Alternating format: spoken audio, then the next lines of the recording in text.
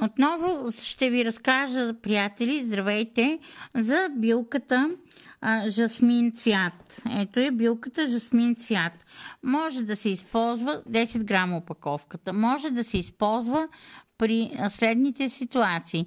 За прочистване на натрупани токсини, облегчава болки в гърлото и венците, намаля високото кръвно налягане, регулира кръвните мазнини, подхранва кожата, действа ободряващо.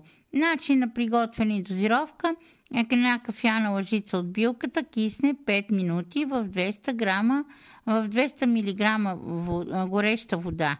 Пият се след прецеждане 1-2 такива чая дневно, като да не се предозира е важно. Телефонът ми е 0889 89 30 98. Изпращам със секунд